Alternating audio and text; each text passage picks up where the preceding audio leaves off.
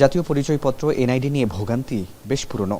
নিজের নাম, বাবা মায়ের নাম, ঠিকানা কিংবা জন্ম তারিখের ভুল সংশোধন করতে সংশোধনের প্রক্রিয়াগত দীর্ঘসূত্রতা যেন স্বাভাবিক একটা ব্যাপার হয়ে দাঁড়িয়েছিল।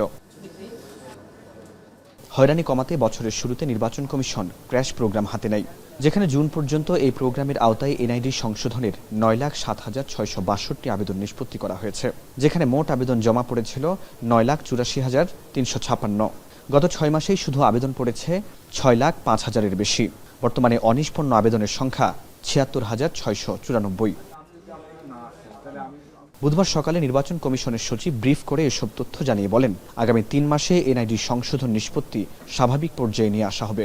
সংশোধন নিয়ে যে হয়রানি ছিল তা আর থাকবে না। এটা গ্রাজুয়ালি আমার ধারণা আগামী 3 মাসের ভিতরে আরও এটা কমে 0 হবে না, কিন্তু অন্ততপক্ষে একটা সংখ্যাগত অবস্থানে যেখানে দাঁড়াবে সেটাতে আমরা বলতে পারবো যে হ্যাঁ, এটা স্যাটিসফ্যাক্টরি এবং এটা নিয়ে মানুষের হয়রানির অভিযোগগুলো আর থাকবে না।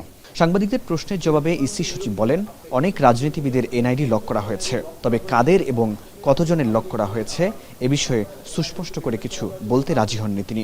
এ সময় তার নিজের এনআইডি লক করার কথাও জানান তিনি। আমারটাও নাকি লক করা হচ্ছে বিভিন্ন কারণে। কারণটা কি, যে যেন মিসইউজটা যেন না হয়, অ্যাবিউজটা যেন না হয়, সেই কারণে এটা আমি শুনেছি। আমি সত্য মিথ্যা আমি যাচাই করতে যাই না, কারণ আমার এটা প্রয়োজন হয় নাই। এদিন দুপুরে নির্বাচনের সহযোগিতার জন্য ইউএনডিপির মাধ্যমে দ্য ব্যালট প্রকল্পে নির্বাচন কমিশনকে $4.8 মিলিয়ন দেওয়ার প্রতিশ্রুতি দিয়েছে জাপান। হয়েছে সমঝোতা স্মারক স্বাক্ষর।